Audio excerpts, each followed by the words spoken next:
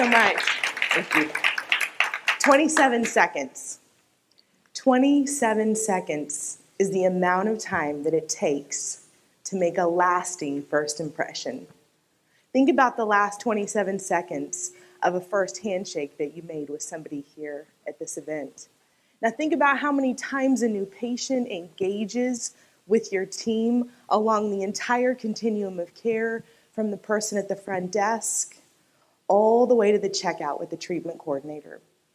You know, I've seen so many incredible things in the process of working with 24 dental practices where they're so intentional about loving and caring for patients, but they needed this synergy. They needed this common bond to move forward along the same principles, the same values, the same idea that people had worth. After COVID, more than ever, we're looking for that. We're looking for that relational connection. We're looking for real. And I would argue that if we don't pause for just a moment in dentistry and reevaluate some of our very basic things, we're going to miss the opportunity. The first thing is, when we start to look at the actual motivation, the why our teams come to work every day, something shifts. I had a team. We brought in a marketing consultant, no lie, her name was Flossie. It was my first introduction into the marketing profession related to dentistry. And I thought, if this is what it's all about, I am out.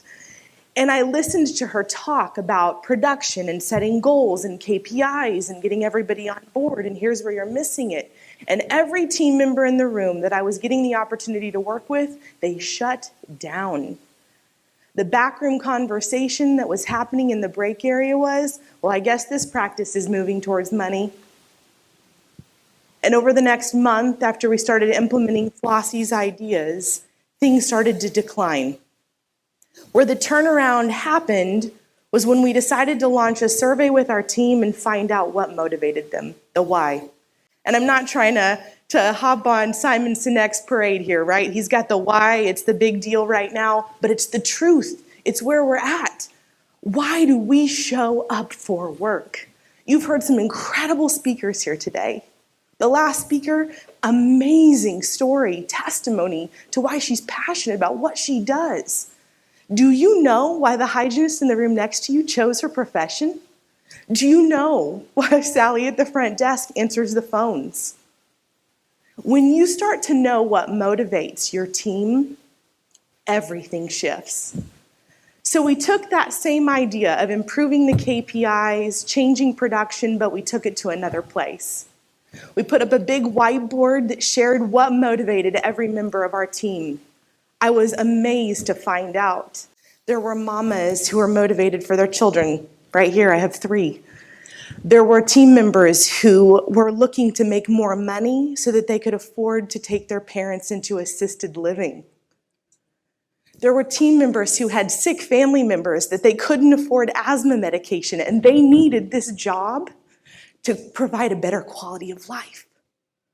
We wrote it on a board in our break area, and we put up the production total, and then beside it we had a huge sheet.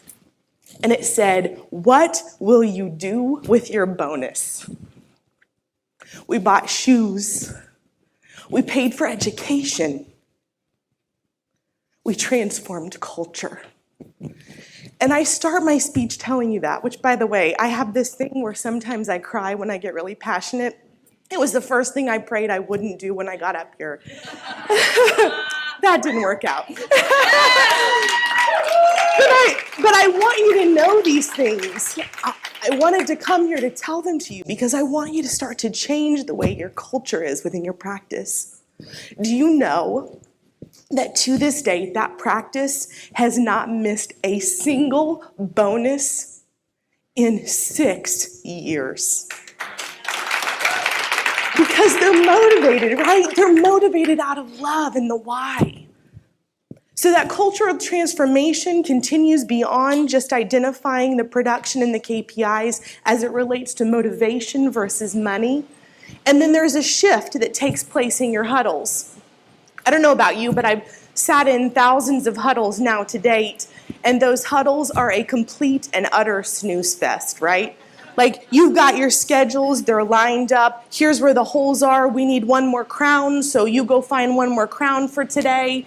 And then everybody leaves the room and it's task-oriented, again, with the lists. I would challenge you to backtrack your huddles just a little bit and find an investigative approach with your team to establish a culture crew that finds key points that will help to motivate your team. Identify patient birthdays. Who can you recognize that's coming in? Maybe they have a birthday that day or one coming up.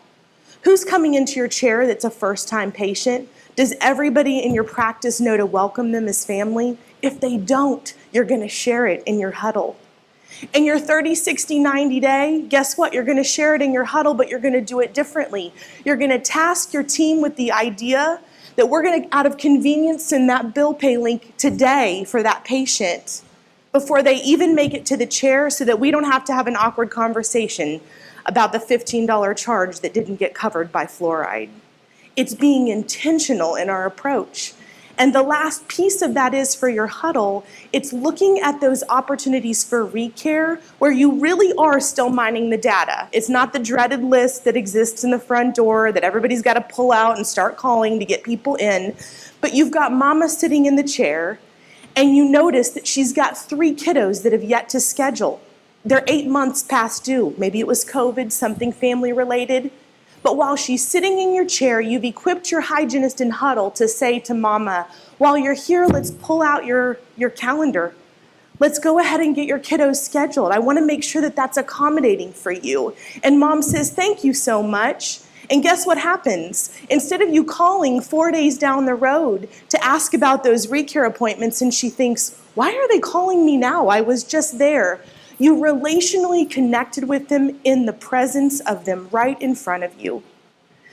Establish a holy hour that is dedicated to investigating that huddle and making it right for each and every morning to have intentionality.